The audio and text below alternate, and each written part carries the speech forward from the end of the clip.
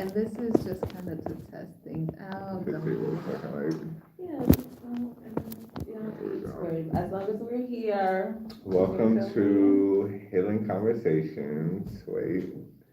Wait, the energy is shifting. Welcome to Healing Conversations, where we talk all things healing, expansion, and growth. And as we heal individually, we create that ripple effect for the collective to heal through our own beingness. Yes, and today we're talking about family healing. And I got some things to say. I won't be spilling all my tea. But I'm gonna give you some context, let you know what's going on.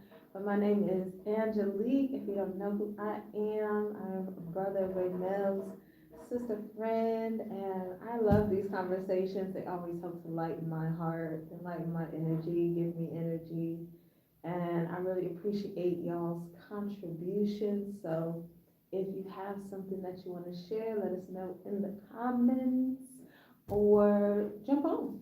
And jump on. We definitely invite you all to participate, whether it's through your engagement, whether it's you coming up to the virtual stage and letting yourself be heard, be seen. Speaking of being seen, like, and allowing yourself to use your voice, because that's really how we express, we feel, we heal. So today we are talking about healing and family.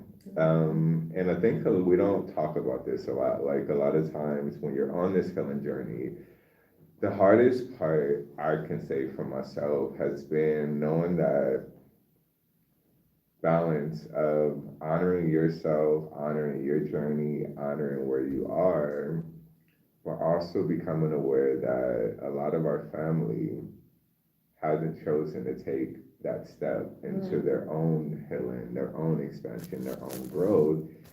And that's where a lot of times when we try to have interactions with family, it makes us at times feel it's like, wait, am I healing? Is this work working? Because you find that you're triggered by those interactions. You find that you maybe go into an old habit, an old way, and really having that ability to stand strong and stay grounded in this new being that you are becoming and not get pulled back into that old version of yourself that isn't healed because you're mirroring where they are. And often they can pull you there. If you are vulnerable and weak, you can get pulled into that old way of being. And I share this because I just had, on this journey of mine, I've, out of my family that I know of, I won't speak what I don't know, but that I'm aware of, is the only one who has chosen to do that inner work, to heal myself, because I didn't want to repeat the same cycles of what I grew up in. I didn't want to stay in the same just habits, patterns, environments that I was accustomed to. So I chose to do this work. And as I started to do this work, I realized that what I experienced in my childhood really affected me. It really made me become this version of myself, not that I currently am, but that I've been throughout my journey. And when I say version of myself, I was always victimized by life. No coincidence, I'm experiencing something today, and I have the choice. Are you going to be the victim? Or are you going to be the victor? I will always have this belief that I couldn't trust people. I couldn't trust things, and I had to wait for the shoe to drop because things just weren't meant to be just smooth sailing and would flow. And even in the sense of being argumentative, like I was at one point in the journey, I didn't like to hear what I didn't want to hear.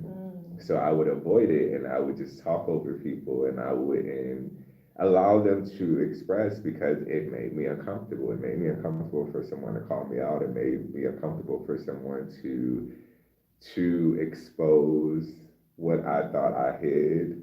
So I would feel vulnerable. And I'm like, in the time before I started doing this work, when I felt vulnerable, I knew how to fight.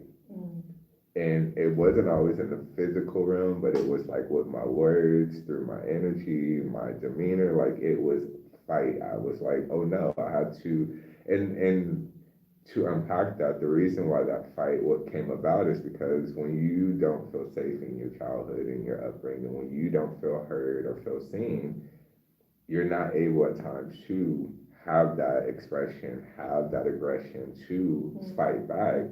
So you hold it in, you hold it in, you hold it in, and as you grow into your adult life, it makes that fight become something that you're like, oh no, like you gonna hear me, you're gonna see me, you're going to show love to me.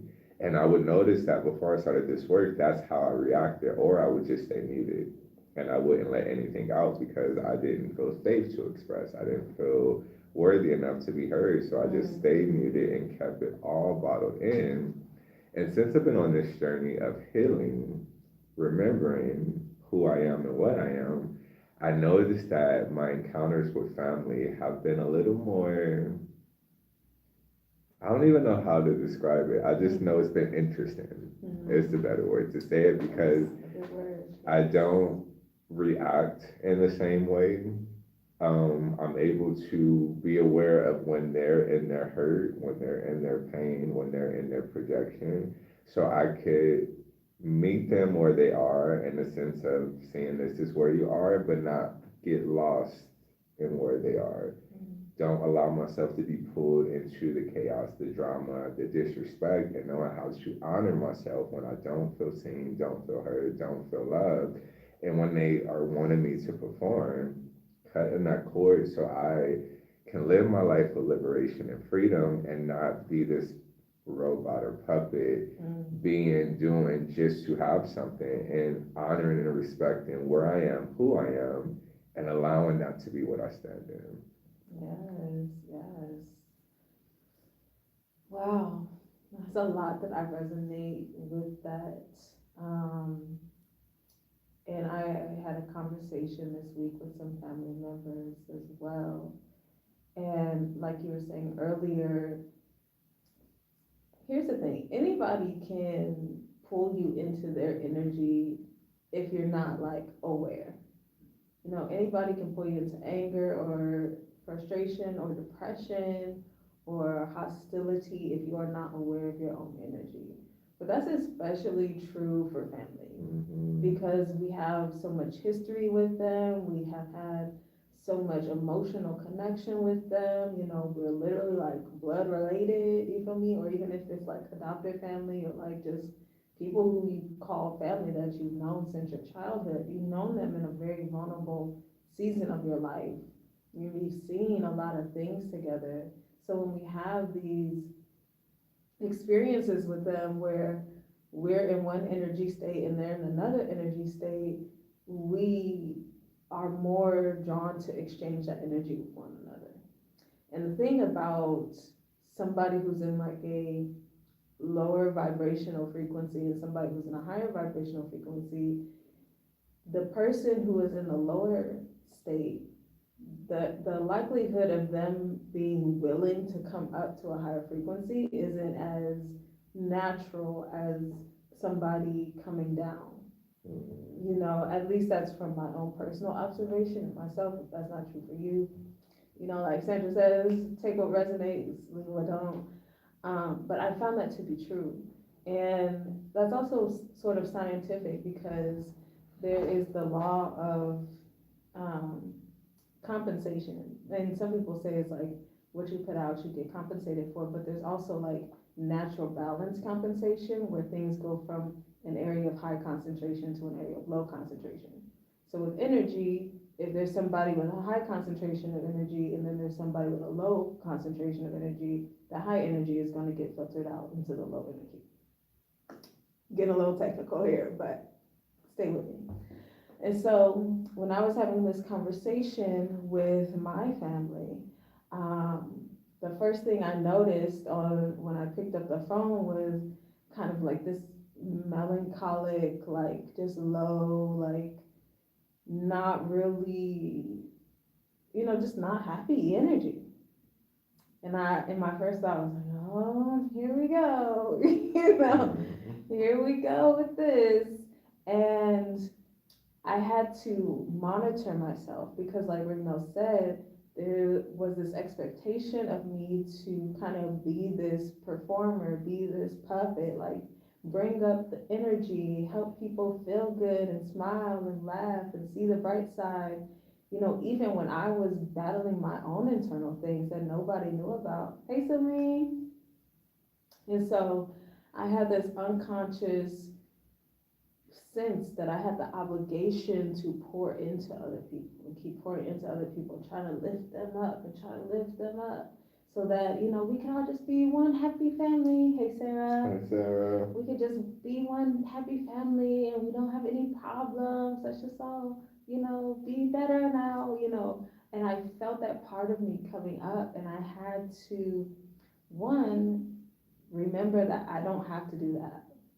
That is not my responsibility. That is not my obligation. I don't need to be that person anymore because one, it don't serve me. And then the second thing was remembering that I started up here and just maintaining that and not allowing the conversation or their tone or their energy to alter me, you know, because when I had the understanding of, oh, I feel myself going into this performance mode, but I don't want to go there, it kind of creates this sense of wanting to protect myself. And a protective energy is not where I was. You know, I was in like an open, I was just like listening to some, you know, new lectures I had found, you know, I'm like high vibrational, keeping myself up. And I was like, okay, I have to be mindful that I don't allow myself to get shut off from this conversation. And a part of that is still speaking in a positive light, you know, because that's the language that I use. Looking for solutions, looking for, well, not looking for solutions, like sharing solutions that come to me naturally just because that's what's coming to me, not because I'm trying to fix something, but that's just where my mind goes. And having to walk that line is very tricky. And like I was saying, you're doing this work and you go and you're engaging with family in some sort of conversation or interaction, and it's like, wow, is this working? Because I kind of feel like Trigger. yeah, I feel triggered. But in these moments, when you kind of like you sit back and you give yourself grace to be a having a human experience, right? You say like, oh, if I had been having this conversation even just last year, let alone like 5 or 10 years ago, it would have been totally different. So when you look at it from like a macro perspective, you do see the work, you do see the shift and the change and how you're navigating these conversations differently. And I think it's important to just realize like family is beautiful. Family is beautiful for helping you recognize like triggers are all around. We are abound with triggers, and that's okay. That is totally fine and normal, and we can navigate through them. And I'm grateful to have the tools to do that, to have the mindfulness to do that. Because if I hadn't, like I said, some years ago, before I was on this journey, I would have stepped right into that performing, like, let me come save the day with my happy, silly goofiness, even if my energy wasn't up here. Or even if it was, I would have been like, bleh, like a deflated balloon, just like, but I was able to have that awareness, so it was nice. Yeah. I love that, and I love that you brought the compensation in, and like how what we give out is what we will attract back, but also knowing that what is put out in regards to coming our way, we don't have to give it back. And I know that the experience I had with my family member this week, it was so many emotions that flowed through me, but I also was able to be present when I was tuning out and not listening. Because in the service that I provide for others, I hold space. I'm literally listening to people release what they are experiencing so we can get to the root and really help them shift and let that old stagnant energy out. And I bleed that into my friendships, into my relationships, whether it's family and just whatever area. And I noticed, like, with family, at times, my old way of not dealing with, I don't want to hear you. Because if I let it in, then it's not going to be something that it's going to resonate within me. But I've been more intentional with listening because as I've been doing my own work, I realized, y'all, like, my siblings, we grew up in the same household. And I have my own unique experience with trauma in the household, and I know how it's affected me. So with my other siblings, I know they've had their own unique trauma that they're still avoiding and not facing and not doing the internal work to let go. So that's where they're stuck. And in the case of the exchange with my this family member that I was speaking to, I know that they have this image of being like so hard, so tough, so just like, don't mess with me. But underneath that mask is a fragile, soft, loving, caring soul that doesn't know how to express itself in that way. So that hard exterior is how they push away people, things, so they won't get hurt, won't be harmed, and that they can feel safe. And I'm aware of that because of the work that I've done on myself, the work that I support others with, and how I serve. I know old coping styles. I know when a certain age or a certain version of you is showing up, and I can identify that. So in the exchange that I was having, I realized that they haven't felt safe to really be themselves or express themselves without having to perform or be this hard version of themselves, that I just listened, which allowed them to start to let out a lot. Because when you're not in that argument and you're just allowing someone to express, they hear themselves. They hear their words. So there's not you adding gasoline to the fire by trying to be right and prove them wrong. You're just listening to them. And through the little inserts that I was able to get in, I was able to just talk to them in a compassionate way, in a way like, well, you know, those things affected you, and that's why you're acting this way, and that's why this may be coming up for you. So I was able to speak to that younger self and not that hard adult self that wants to let you know this is who I am and what I am. And as I started to speak to their younger self, that's when they started to express emotions. They actually had like a big let out of like release that they probably have never said or spoken out loud to anyone because they probably didn't feel safe to. So I held space for them and I'm like, let it out. This is how you feel. This is how you honor. This is how you get to the root, is what I was able to mirror to them. And through me just not expecting them to be anything or anyone other than who they are, I was able to see where they are. I was able to see, okay, you have done a little sprinkle of work, but you ain't in this work. And no judgment, but just awareness of, okay, so this is how I can interact with you, because I noticed that they kept talking over me. And at one point, I just was holding space to let them be heard. But when I was trying to now speak and express myself, they would just speak over me or they would talk down to me. Yeah, go ahead and talk. You can go ahead and talk. Like, you're giving me permission to speak. And that was triggering for me because growing up, that's what I dealt with. Growing up, I had to, in a sense, either stay muted or to overly express by yelling and getting into the explosion for myself to be heard.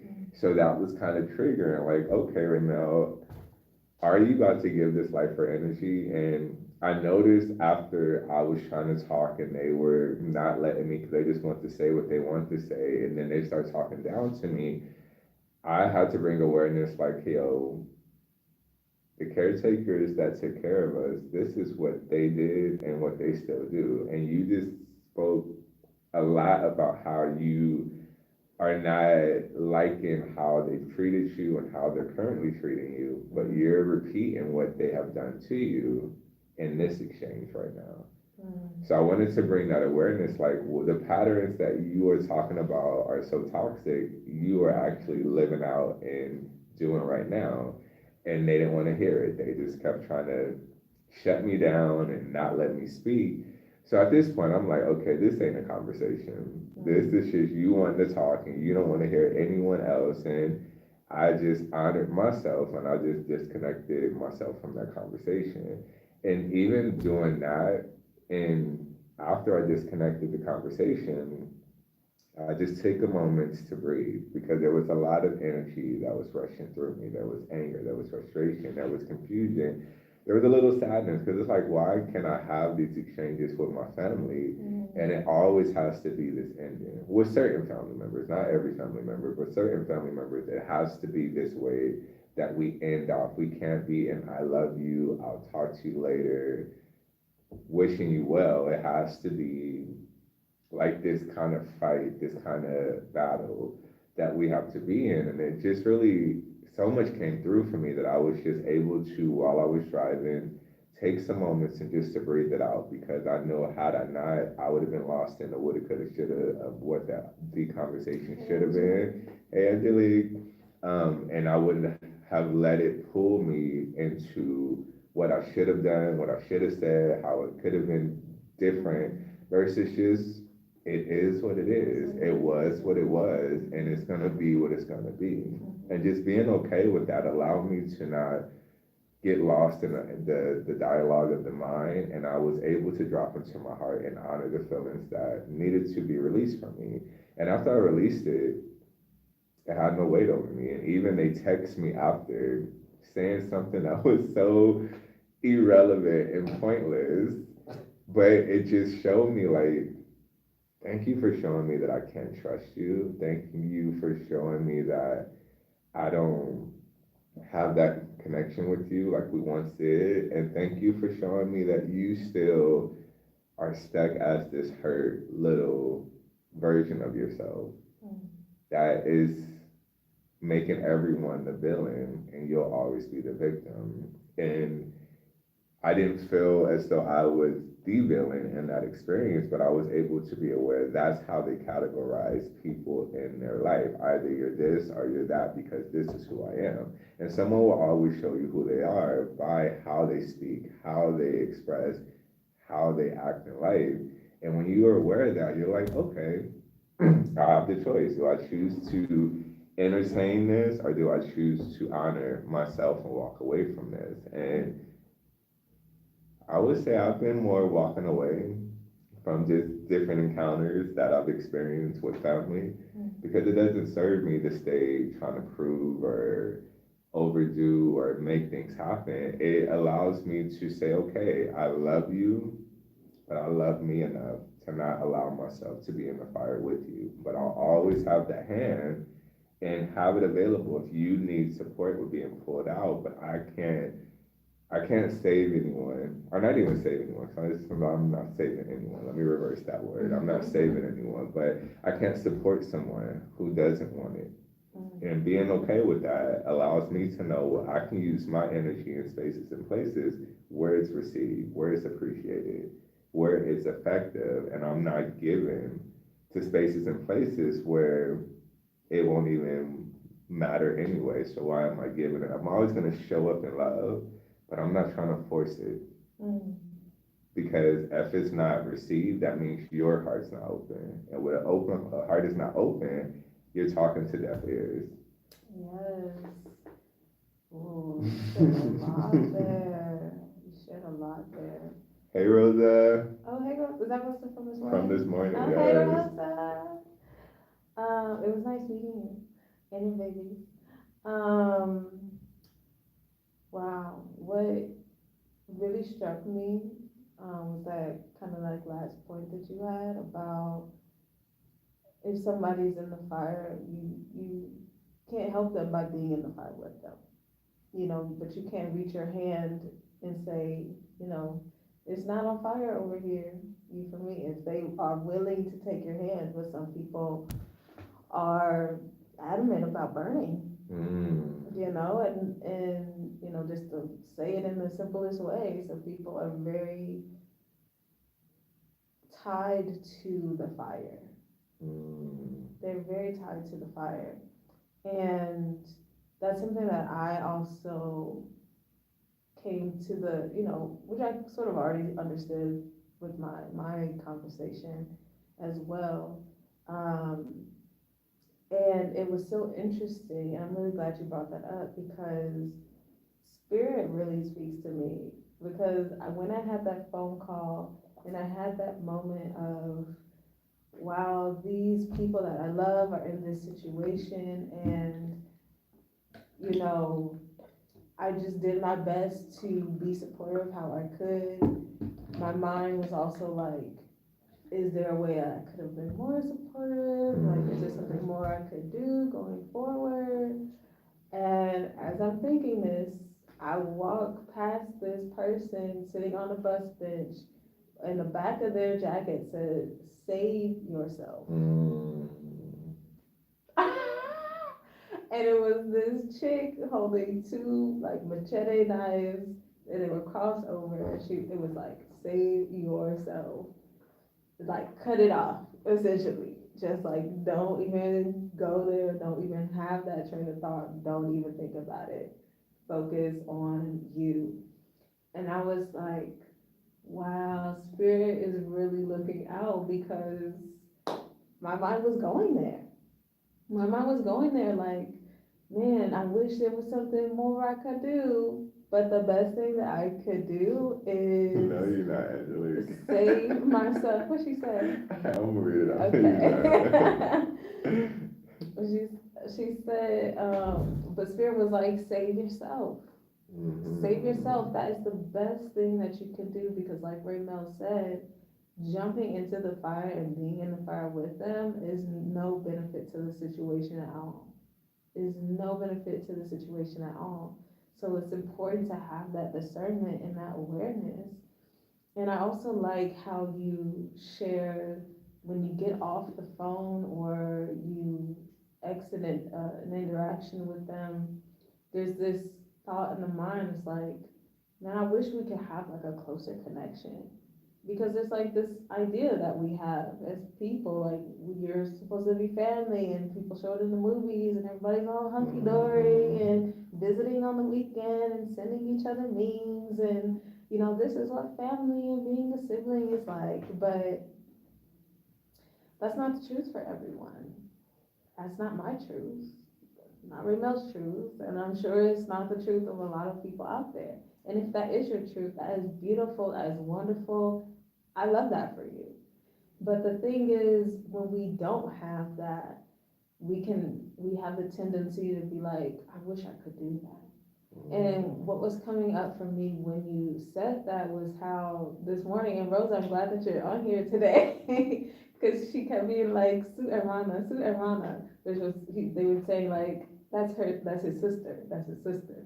And, it's like, we call each other sister and brother because we're like spiritually, soulfully connected. And honestly, I talk to him more than I talk to my own siblings, but take that and leave that where it is. And so having her say that, I'm just like, we is family. Every time I introduce you to anyone, before I say your name, I say, this is my sister. Yeah. Never fails, because it's literally My how brother I see it. That's so true.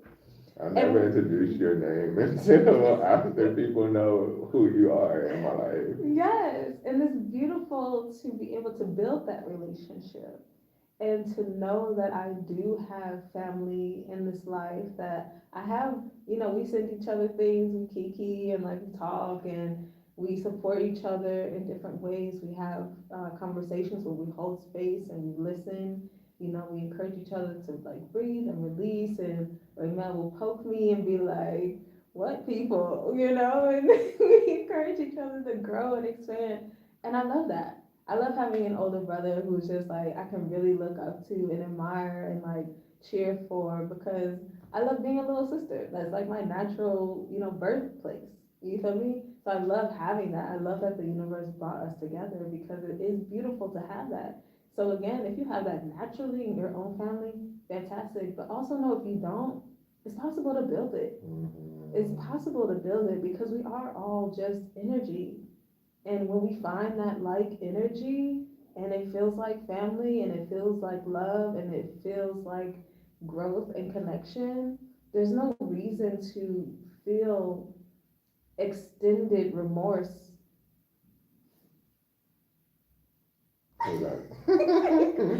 There's no reason to feel extended remorse about your natural family because God, source, the universe has aligned you with energetic beings that are your family.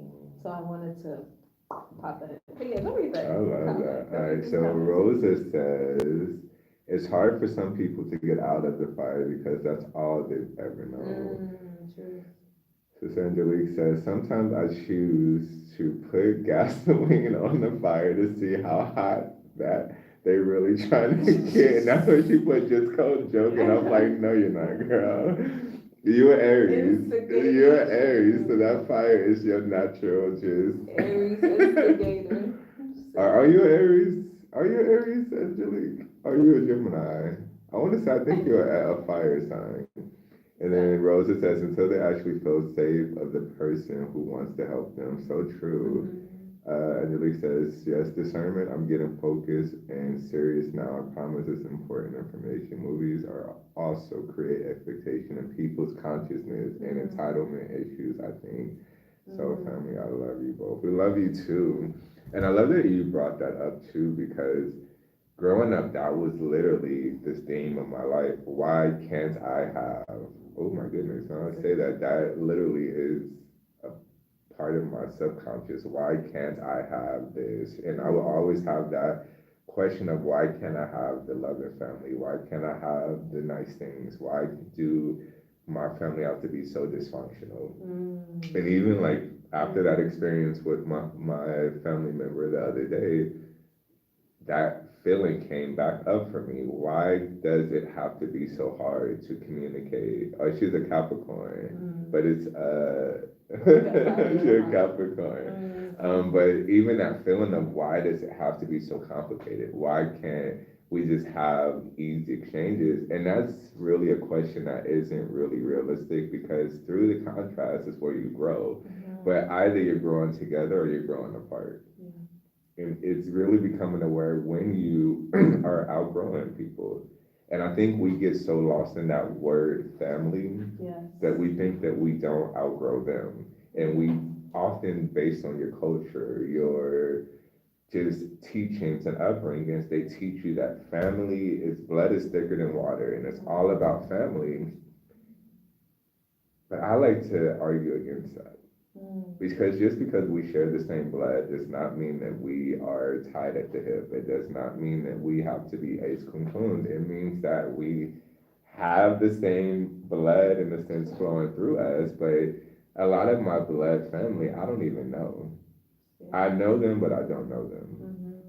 And my soul family, I know, because we've chosen to grow to reconnect with the truth of who we are, and that's how we're able to be in that space and place of unconditional love and have those organic, authentic exchanges. And I think we get so lost in like how Sister Angelique said that these movies, the TV, this world says, well, this is what the ideal family should look like and what the ideal family should be, but that is not real. And then you have people judging themselves and shaming themselves and feeling less than themselves because they don't have that experience within themselves with their family. And I know that was me. It's like, well, where's my white picket fence? Where's my Brady Bunch home and musicals Christmas tree and all the things? Dog, you know, And that wasn't my reality. So it always was this thing, why can't I have? And I'm noticing that is where I find myself still getting lost. Why can't I have these experiences and just letting it be what it is? And even like for me, like even this family member, and I'm gonna speak this out loud because they made a reference to that they tried their hardest to protect me as a child, which they were very protecting, and it wasn't more the physical fight, but they said the one thing that they wasn't able to protect me from was my sexuality. And I had to bring to their awareness, I didn't need you to protect me from being me. Wow. I needed you to hold space to love me. Not even giving a damn if you accepted me, but to hear me, to understand me. But you couldn't protect me. Did it freeze? But you couldn't protect me from being me. And the fact that you're holding that burden on your shoulders, that you think that my sexual preference has anything to do that you have control over is a non-factor. But it was good to know that that is something that they are expressing, that they've held some type of feeling about. But even in that, the case of that, I had to bring to your awareness that I didn't need you to protect me from myself. I needed you to create that space for me to be myself and feel safe to do that without me having to be a certain version of myself for you to accept, or a certain version of myself for you to love and not judge. Because I used to, and I'm not sure if they got amnesia about our childhood, but growing up, they used to say little sly things that as a child, you're keeping note, and you're keeping tabs, and you're like, okay, so you're saying this, that means that I can't come to you with this. Because that means that you are gonna react in this way. So I used to hold a lot of things in, and it made our bond start to slowly dwindle away. Because if I don't feel safe, you're not getting all of me. You're getting portions of me that feels only safe to be a part of your reality. That's rich. Wow. Because I definitely. Oh, it's my sister, Jaquan. Hey, I love you. Hey, Shaquan. I don't know you, but That's hey. my sister. Oh, hey, girl, hey. But it's wild because, like you're saying, like we're, family, and there's this idea that, your family is where you can be like the safest, and this is what, the people who really know you and all these types of things. But the truth of the matter is, there's a lot of things that we hold back from our family because we hear everything they have to say. No filter, because you're family, right? You can just say whatever, and we're supposed to just forget it and not think about it. But our subconscious remembers. We hold that in our mind. We hold that in our heart and in our core, and we navigate the world differently around those people based on what they say, just like we would with a teacher or a coach or a stranger on the street. It's the same exact thing because we are picking up how we can navigate our world in safety and security. And if somebody in our family, hey Sandra, and if somebody is in our family and they're saying little sly things about, like, my family didn't know I was queer. I'm not gay because I do like men, but I am queer and I do like women. And I am in a season where I prefer, you feel me? And that was not something that they knew about me. Even though in third grade, I got caught in the bathroom trying to mess around with another girl. Nobody knew this. I don't think they even told my mom the actual situation that was going on. She just saw me holding, when I went to Catholic school, y'all. They would make us stand. We would make us stand and hold books like this as punishment. And they're like, I don't know what they told her, but I don't think they told her what the actual rundown was, because maybe I just suppressed the memory. And unfortunately, they would have tried to beat it out of you. Yeah. Because they would have thought that that was not acceptable what in the is church. acceptable. You feel me? And so, like, throughout my whole life, like, nobody that I was close to, well, not close to, but nobody in my family knew that about me. You feel me? And my bestie did. You feel me? Like, other people that I kind of like randomly met, we just had conversations, and I was willing to open that up. They knew that about me. But I couldn't do that with my family because of different conversations we had, different ways they had talked about homosexuality or queer people in society in general, or like seeing somebody in a movie. My siblings, very, very open with the faggot word. And I was like, okay, gonna let you just have that over there. We won't be talking about this. Because I don't want that beef. I don't want to deal with it. And I know for a fact I don't have to deal with it because I know how you want me to perform to be accepted, and I can do that.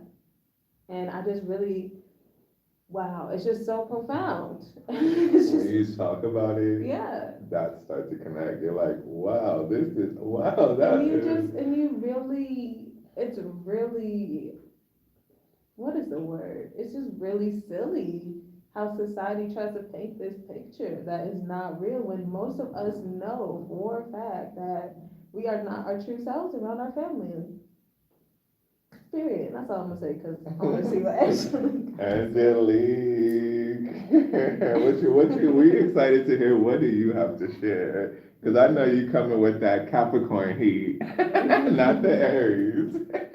She got to put her foot down. No, I was gonna comment, like, they were deleting my comment from the blood is thicker than water, and I do wanna get to that, cause it's pertaining to this, but I do have a question for Angelique, and I can't see you on my screen for whatever reason now, it's black.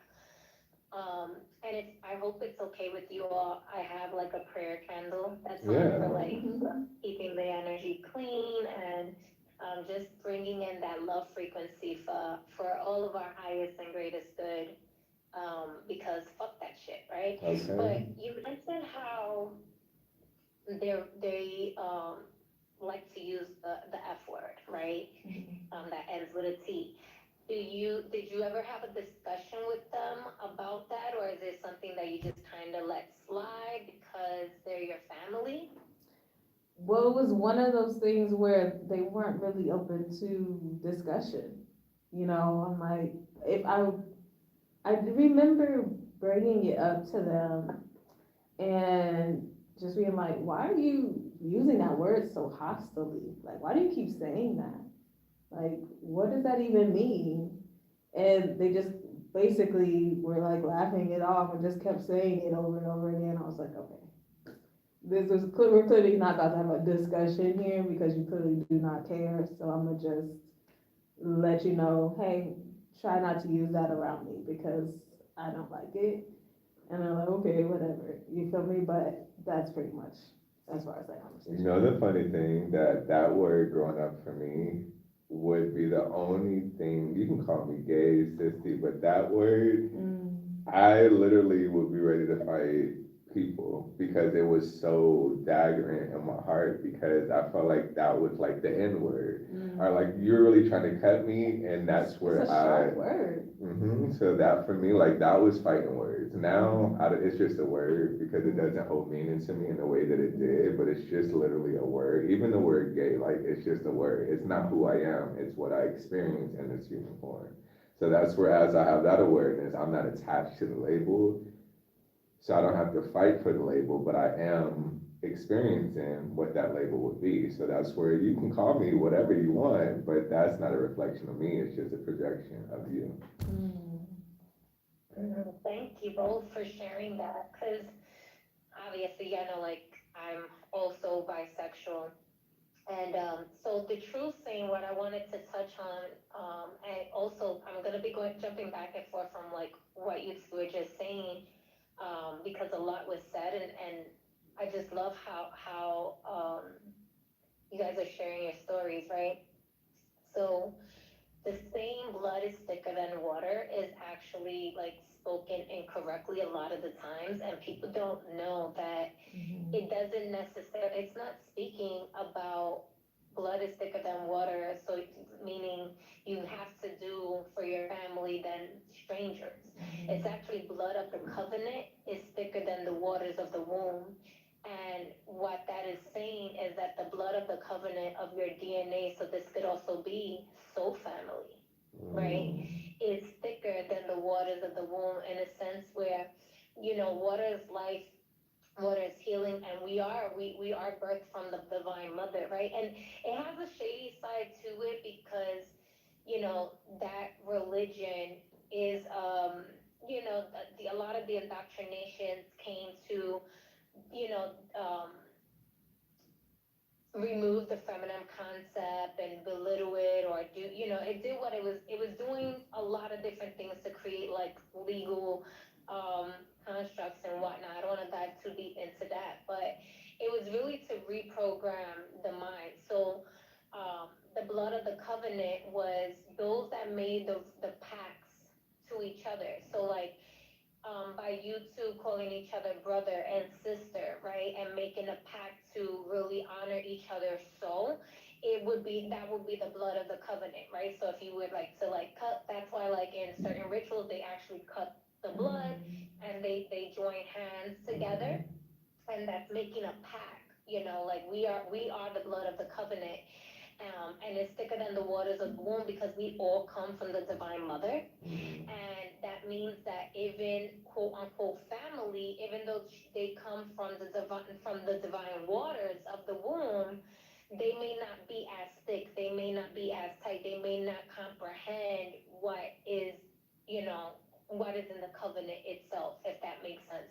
And I didn't always know that. And so, because I used to always, that saying, when you said it, I was like, oh, how many times did I like felt like I was bleeding, sweating, crying to kind of get them to be like, yo, blood is thicker than water. Like, yo, like I'm your sister, I'm your daughter, I'm you. Like, see me, feel me. I'm trying to like help you and wanting to be this like savior, like literally fucking. I don't know. I must have been that baptism that they did for me as a child had me thinking. I was like, all right, I'm a walk on water like Jesus and get these people to change their mind. And like now I understand how I am walking on water is just different from their appearances, right? And for me, like I feel I'm me on and off the internet. Like my family, whether they liked it or not, um, that's why I asked if you like told them, because my family sometimes they can make very inappropriate comments, and I definitely have my fair share of getting like isolated or being called disrespectful when they were the ones that was actually like disrespecting, right? Because I will call them out and I'm like, I'm not gonna enable their behavior around me. Like if I continue to just tolerate it and ignore it, then I'm enabling them to believe that they can treat me however they feel like treating me because I'm their sister, or because they have more muscle or they have more height or whatever the case. Like, and I'm the like smallest one from them and stuff like that. I'm also the youngest too, of my generation, there. But when I hear that, I remember walking with my girlfriend, living, I was a teenager, and um, like my mom used to swear up and down. Like I remember her yelling at me, talking about, you don't like girls, you like boys, and all of this, and going crazy. And y'all want to talk about fire? Like, she was throwing my stuff out the window and all of this in the city. Anything that had a rainbow, like anything that had a rainbow, all of a sudden was flying out the fucking window. And I just remember her like really blasting off and going into all these places and with her words. And I was just looking at her and I went off. The fire in me definitely charged up because growing up as a child, one of her closest friends was a gay guy. And he's the one who taught her how to like dance in heels and all of this. And forget about it. You could not use the F word around her or him at all, because if you used it, my mom was gonna like fight you, or she was gonna like think. But because she was like that protective over her, like he was her close friend. And she loved him. We grew up seeing like, certain gay movies and stuff like that. Like just because like the birdcage, like it was just funny and we liked it and stuff. And it was like a normal thing. But the moment it came to it being one of her children, and not just one, two of them, because what happened was she found a letter. She was being nosy, And Sister having Jessica, entitlement issues. Yeah, hey, mom, if you're listening, just in case, because my mom be watching. And he had this like entitlement issue of, oh, I'm your mother, so I could go through your things and stuff. And she snuck into my sister's room and went into her, I think it was like her journal or diary or something like that. And there was like a love letter that my sister had for one of her girlfriends at the time.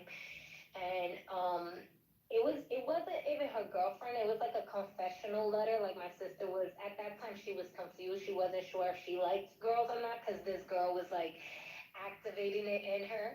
The whole time growing up, my sister used to fight me. She would punch me because I would call her a butch, and I was like, sometimes you feel like a butch, sometimes you don't. But my sister was really mean to me, so that was me like being my version of being mean back to her, which now I'm like, no, that's hurtful. But um, my sister threw me underneath the bus when my mom found out about her because my sister knew about me because she didn't have nobody to talk to and she wanted to like get it off her chest, and so she confided in me, which was crazy because we were like literally enemies. We literally like on site used to fight. Like people in my family used to be like, yo, they're gonna kill each other one day. We literally like multiple times almost were so close and decided not to because we were siblings.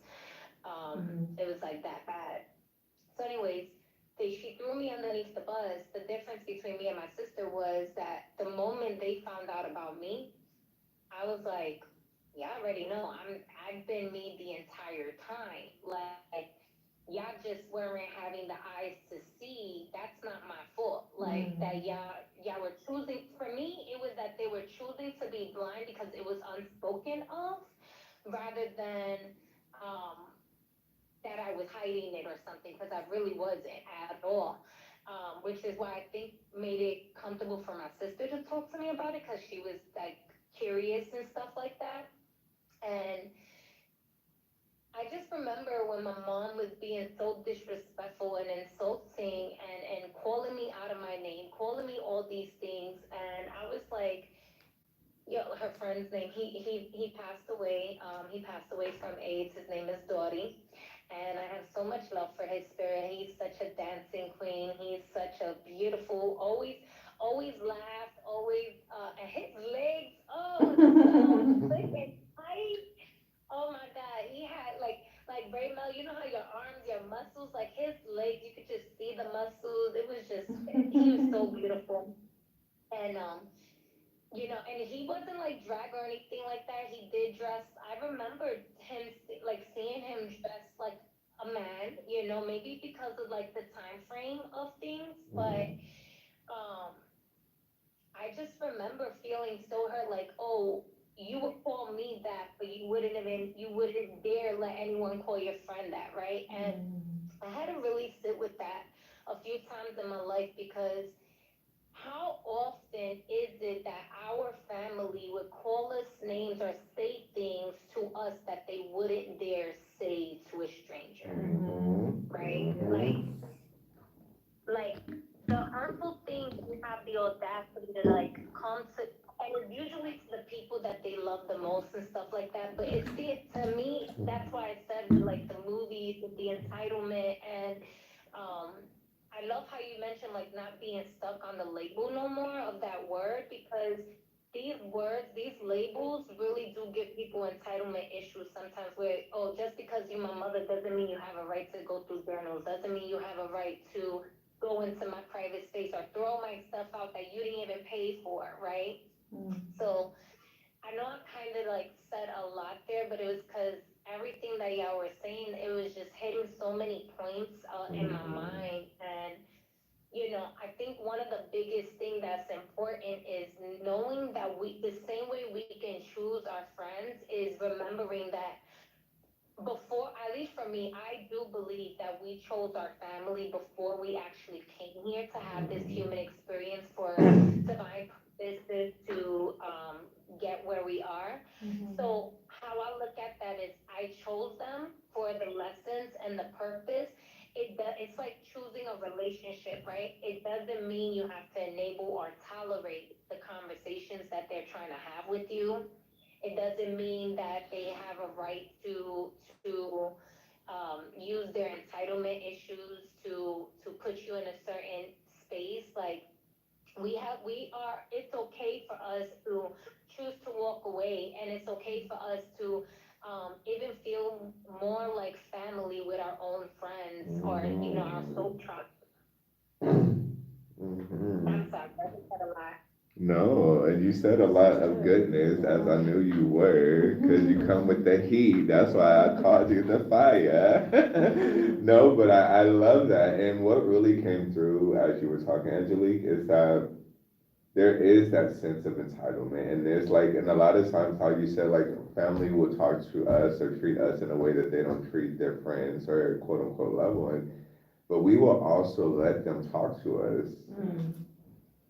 in a way that we wouldn't let anyone else, let someone else outside of family come to you and say or do the things your family do. It is a non-negotiable that Shut you it about to down. get. You about to fuck around and find out why you will ever not do that again. But I feel like even the sense of that label, that title, family, that we're like, well, it's just my family, and I can just, they're just being them, and it's like, but if they're being them, then they're showing me that I need to honor and be me and express what needs to come through for me. And I want to say like that tug of war, because a part of you wants to be in love, you want to be in understanding, you want to be in that place of holding space, but also there's that part of you that is not gonna deal with the BS. Like you're not gonna deal with the shit. You're not gonna deal with them just speaking to you, treating you, and coming at you in a way that you wouldn't let any other person do. So that's where, for me, where I'm at on my journey, I'm able to honor when I'm meant to exit the premises and not even allow myself to be in that exchange, because that is self-love for me. Yeah. And growing up, I didn't love myself because I was taught conditional. So if I performed, if I did, then I can receive. And that's honestly and constantly how I treated myself. But now, if you do these things right, then you can love yourself, you can embrace yourself, you can accept yourself. If you don't do these, then you'll judge yourself. So me now getting to that place of fully embracing and truly loving me, I won't be in any toxic situation and allow that to be what I stand for and allow it to happen to me. And it took me a while to build this muscle. It literally did, because for so long I was that people pleaser. I was that overgiver. I was that, what do you need? Forget me. You need food. I'm hungry. You eat. And I didn't know how to serve myself or give to myself. And it took some strength. Like when you're unfamiliar with that, it's not something you just jump into and you start doing. You have to gradually start to put those reps in, build that muscle, get into that rhythm, and that's how you start to show up from that place and you stand in that space. But that was something that I worked so hard for. And even like I had the exchange with my family this week, and when they started to talk down to me, I'm like, the first thought that came into my mind, what the fuck are you talking to right now? Was the first thought, but I didn't articulate that because where I'm at in my awareness, I'm able to notice the thought pass through, honor the feeling that was coming through, and then speak from a place of, okay, you're yelling, I don't even have the energy to yell because that's not where I'm at. So I'm just gonna try to insert and let you see, let you know. And if you're not in that place of receptivity, then I gotta let you go and I'll hang up.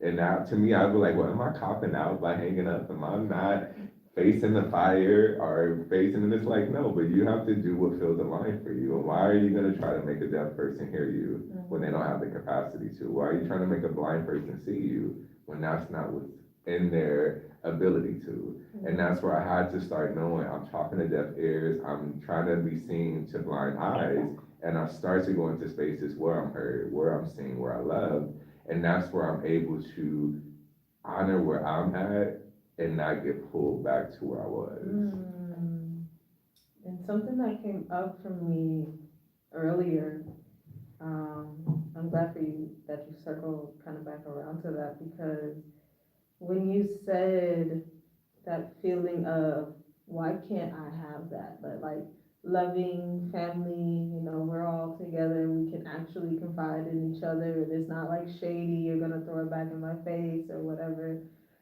What came up for me was, that's like an inner child voice. You know, it's like, or at least it was coming through for me that way, like little me being like, why can't I have the doggy in the window? You feel me? Like, why can't I have the dog? Why can't I, live in a nice car? Why can't, or live in a nice house? Why can't I have a nice bike with the cool, streamers on the side? Like, why can't I just have a family that I feel loving with?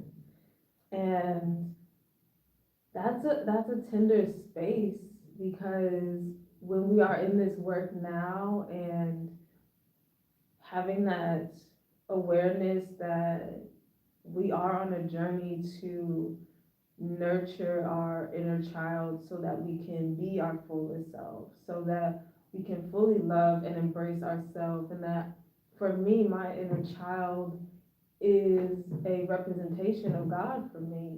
Like my 8, 9 year old self, when I think of God, I think of her, because she was just like bold and creative and like feisty and just so full of joy and love and adventure. And so when I think of God in like a human kind of form, I see that little girl and I love her so much. And when I heard that question, she was like, yo, that's something that I feel. That's something that I feel. Why did it do the thumbs down? It's like, move. It's okay, Instagram. You ain't gonna take what resonates. Leave it alone. I'm not with them. Dude, you can't even see it, Angelique. Like, you know how sometimes it does the thumbs up? It did the thumbs down. but yeah. It's a tender spot, because she was like, why is that? I relate to that. And I think on this journey, again, just having that awareness of our inner child and nurturing that, but also having the awareness now where it's like just holding space for them to feel that and say it's okay that you have this desire for a loving family. It's okay that you want to have more loving experiences with the people that you are blood related to. That's okay. And I guess I should say, it's okay to have that and look at all of the love that we have in our life now and how that is so fulfilling and so rich and so satisfying. And I kind of did that with myself internally, and that was kind of why I brought it up in the conversation. And that satisfied her, it satisfied her, because like just knowing that love is there and that's what she wants, it's okay. Like, it literally is okay that I don't get that from my siblings or from my cousins. And even though they seem all close and stuff, I'm sure, I already know for a fact, I'm not sure, I know there's a lot of drama and intermingling and entanglement is the word that I was thinking of. There's a lot of that going on, even though they all seem so close-knit. You feel me? I know I never wanted that, which is why I don't have relationships with them like that. I wanted something like what me and Raymel have. I wanted something like what me and Carrie have. I know a lot of y'all don't know Carrie, but she is like my other sister friend. You feel me? And it's a beautiful bond that we have, and we can just share and hold space for each other and grow with each other and let each other be where we are and check in and be like, hey, in a phone call with I love you, and like genuinely mean it. And it's beautiful to have that. So yeah, I just love that you brought that up, because that inner child work is real.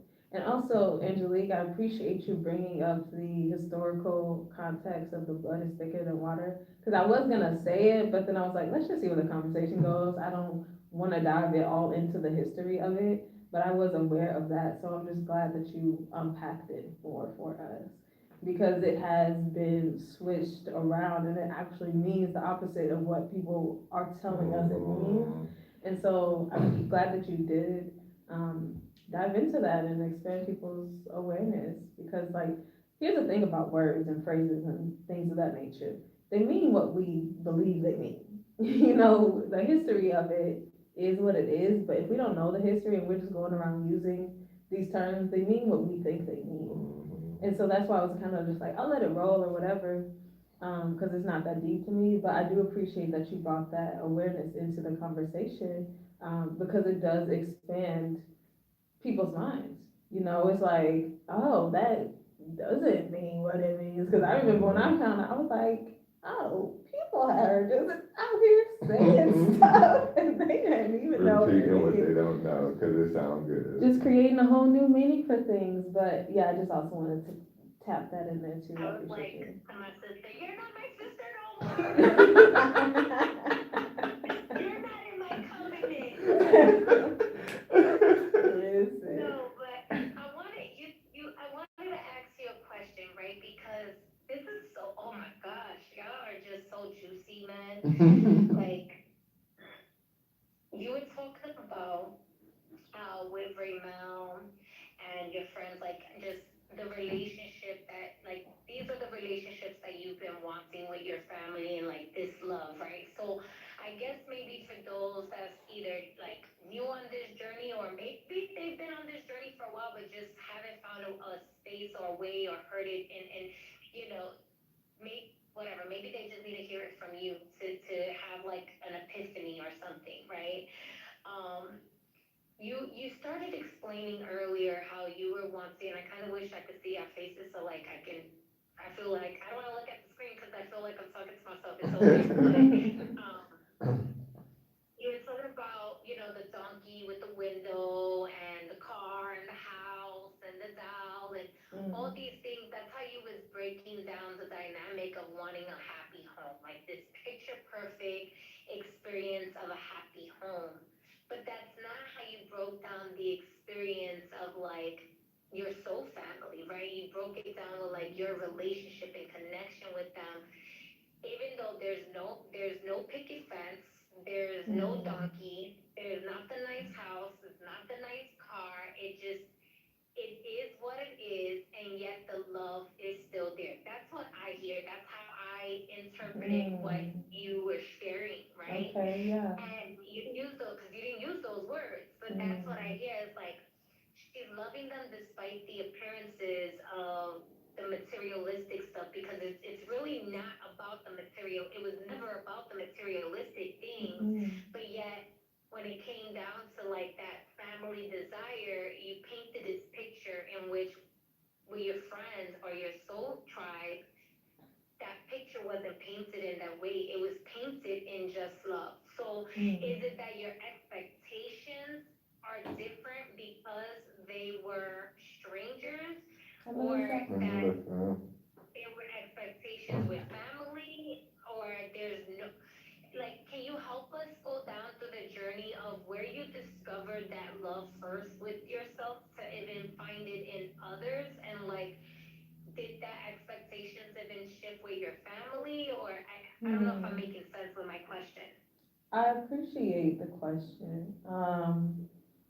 And I was more so using those examples of like, why can't I have the car? Why can't I have the nice house? Or I said the doggy in the window because of the song, the little nursery rhyme or whatever. But donkeys are cool too. You feel me?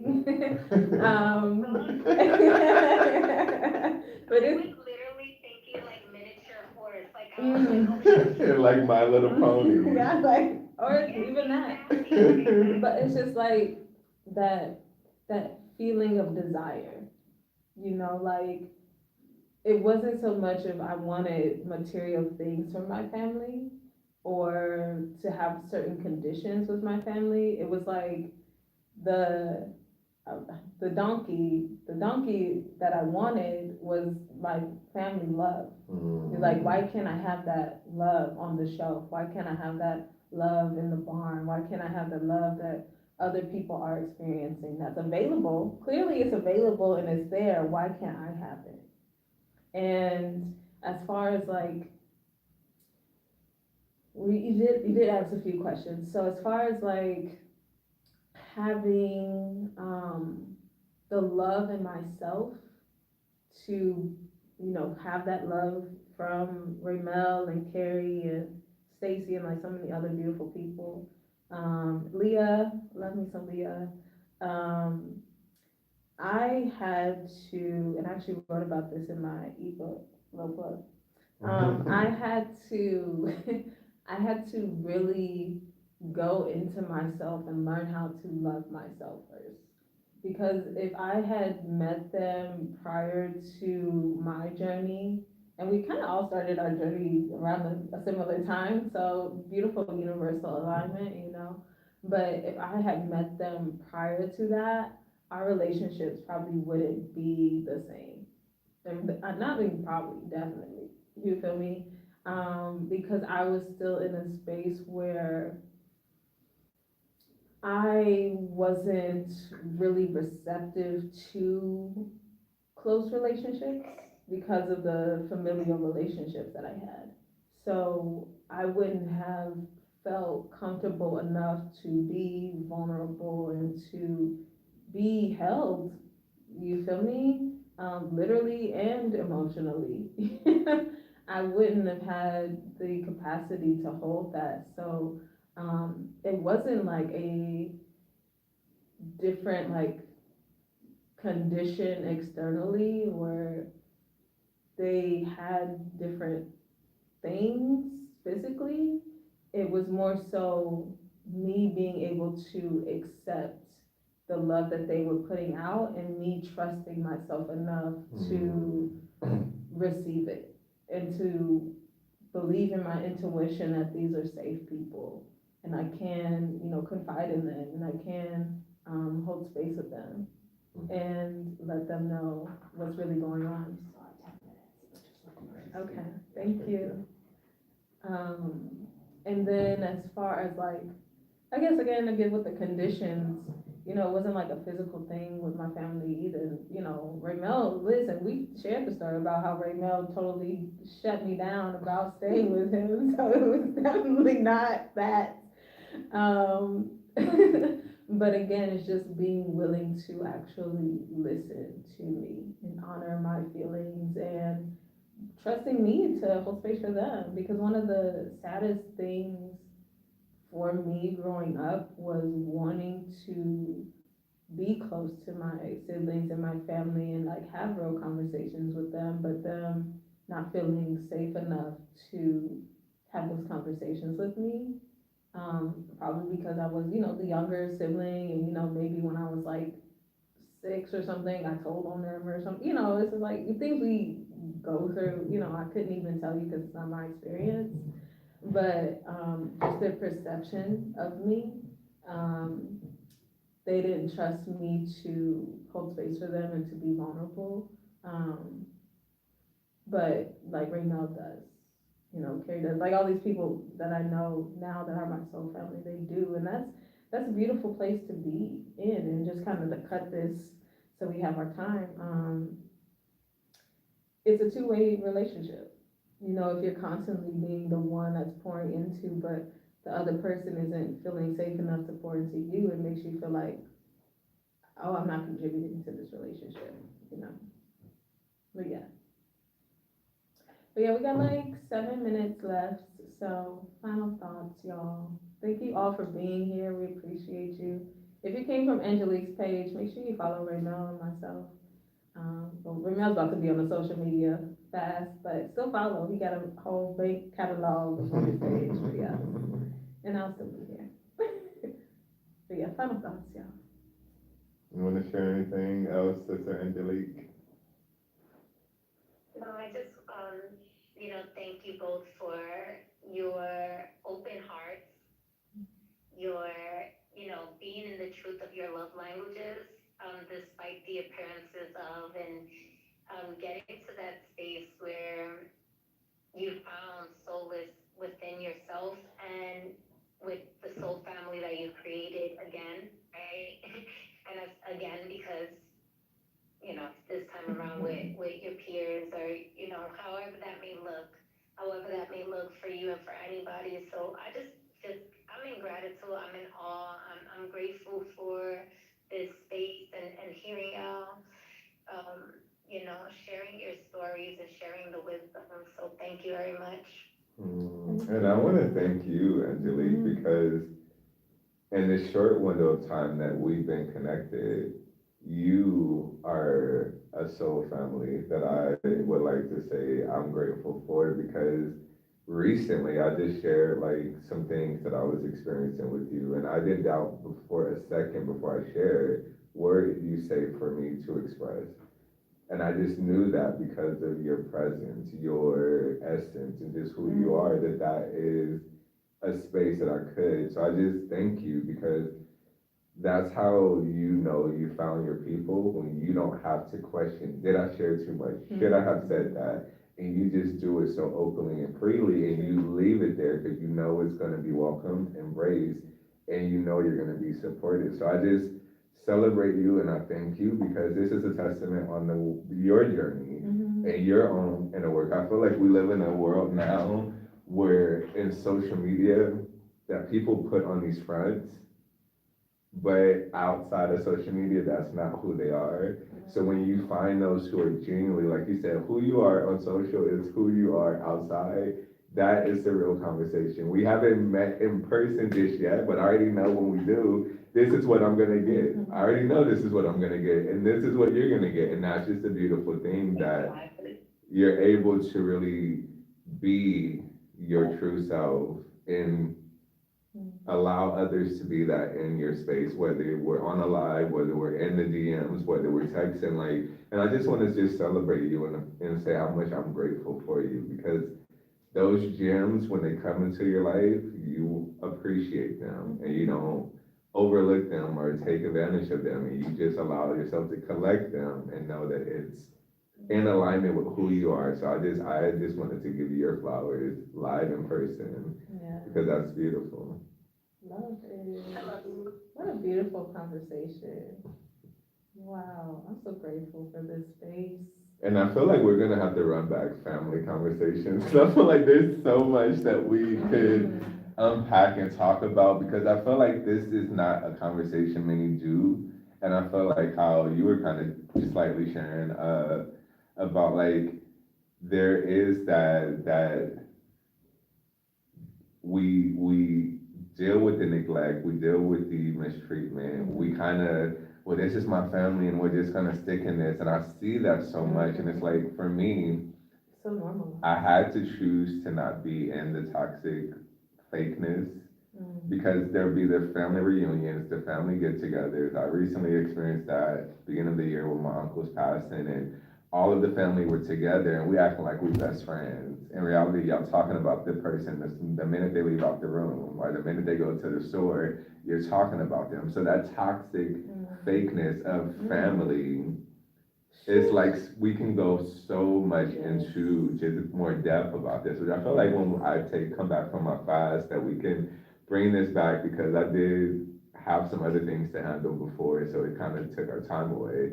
But I want to bring this back. So I feel like this is a conversation. The more we get deeper under the layers, people will have the realizations like, damn, I'm literally in a toxic family relationship now. Not me, but I'm saying that's what the ahas are having, like, oh my goodness. So I feel like we can bring so much awareness And that's to important. this. That's important because it's such a normalized, expected thing, but that's a whole nother hour and a half of conversation. So we love you all. And if you feel like you want to hold space in your place where you are, by all means, the world needs it. But we love you. We won't see you next week. Next week, I'm going on my social media fast where both of my sisters and Shalik have supported me in that. And I will be back refreshed, rejuvenated, and ready to serve from overflow. I love you all, and we will see you all later. Bye.